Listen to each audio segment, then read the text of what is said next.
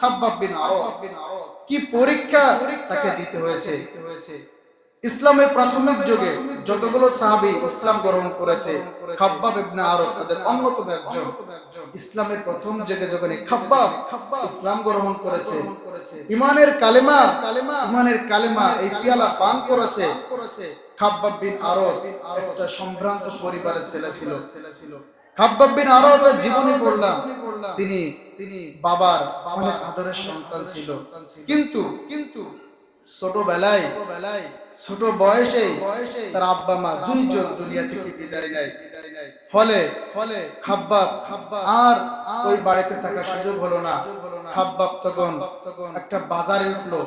এক বাজারে উঠে তখন একজন তাকে কিনে নিয়ে গেল। কিনে নিল যে তার নাম হচ্ছে উম্মে আনমার। কি নাম বললাম বলে তো?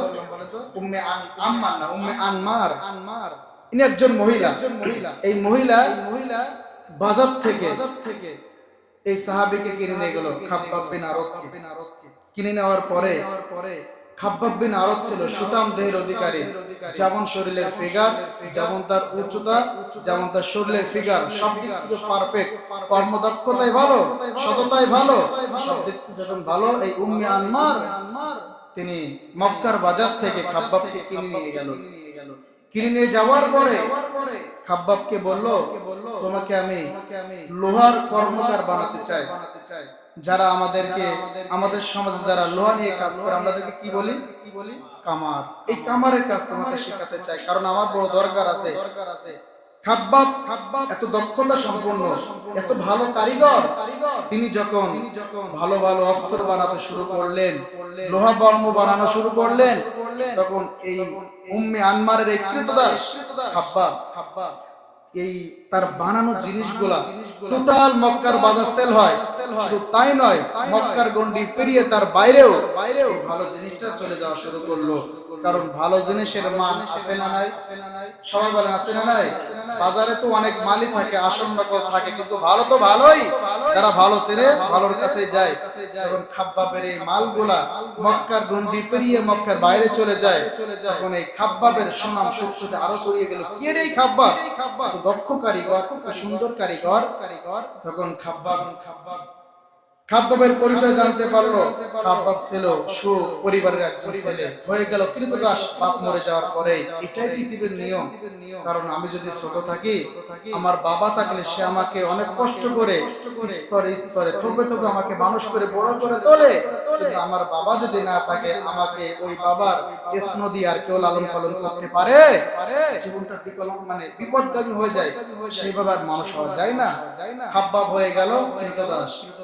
এবার উম্মে আনমার যখন তাকে কাজে লাগাতে লাগলো, ব্যবসার প্রফিট বাড়তে লাগলো, বাড়তে মক্কার এরিয়া ছেড়ে যখন বাইরে চলে গেল, উম্মে আনমার তার কাছে তখন ফোন আসা শুরু করলো। কে এই খাব্বাব? বলে আমি মক্কার বাজার থেকে যুবককে কিনেছি।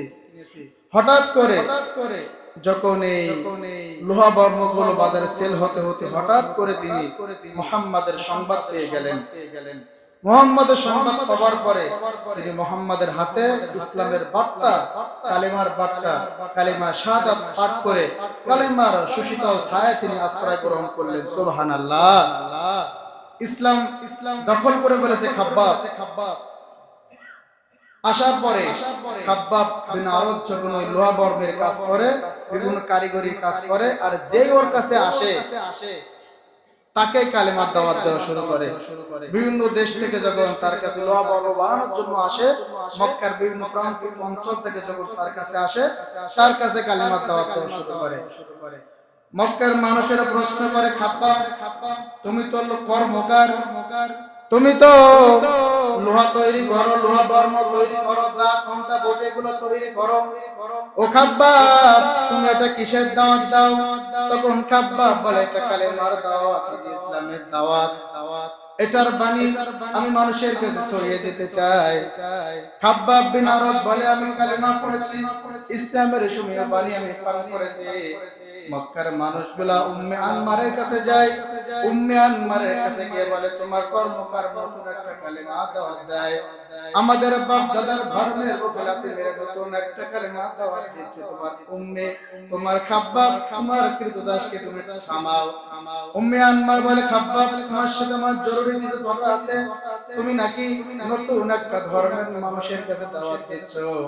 উম্মে আনমার বলে হ্যাঁ আমি ইসলাম গ্রহণ করেছি, আমি কালেমা গ্রহণ করেছি, আমি সেই কালেমার দাওয়াত মানুষের কাছে ছড়িয়ে দিচ্ছি। সুবহানাল্লাহ বলেন। তাহলে আপনি কালেমার দাওয়াত যদি পেয়ে থাকেন, জেলখানায় থাকলে আপনার কারা সঙ্গীদেরকে দাওয়াত দেবেন ইউসুফ আলাইহিস সালাম দিয়েছেন। ইউসুফ আলাইহিস সালাম যখন জেলখানায় গিয়েছেন তার সাথীদেরকে তিনি বলেছিলেন, কোরআন সাক্ষী দিয়েছে, ইয়া সাহিবাইস সিজনি আরবাবুম মিন দুনিল্লাহ। ইউসুফ আলাইহিস সালাম তার সঙ্গীদেরকে কারাগারের সঙ্গীদেরকে বললেন, আমার কারাগারের ভাইরা, ইয়া সাহিবাইস সিজন, হে কারাগারের ভাইরা, তোমরা আল্লাহকে ইবাদত করো, অতএব কারাগারে থাকলে জেলখানার ভিতরে থাকলেও কালেমার দাওয়াত দিতে হবে। আপনি অফিসে আছেন, আপনার কলিগদেরকে কালেমার দাওয়াত দিবেন। আপনি বাড়ির একজন সদস্য পিতা আপনার স্ত্রী সন্তানকে দাওয়াত দিবেন। আপনি বাজারে যাবেন, বাজারে ব্যবসা করেন, আপনার ব্যবসায়িক ভাইদের সাথে দাওয়াত দিবেন। কালেমার দাওয়াত যেখানে থাকবেন সেখানেই দিতে হবে। খাব্বাব বিন আরব যখন দাওয়াত দেওয়া শুরু করলো, তার মনে উম্মে আনমার এবার বলে খাব্বাব এটা কোন ধর্মের দাওয়াত? উম্মে আনমারের প্রশ্নে খাব্বাব বলে আমি নতুন ইসলাম গ্রহণ করেছি, ওই যে মক্কার মুহাম্মদ নতুন কালেমার দাওয়াত দেয়, আমার জন্য মনে হয়েছে এটা সঠিক ধর্ম, সঠিক ইসলাম। তার হাতে বায়াত গ্রহণ করেছি, লা ইলাহা ইল্লাল্লাহ মুহাম্মাদুর রাসূলুল্লাহ সাল্লাল্লাহু আলাইহি ওয়াসাল্লাম।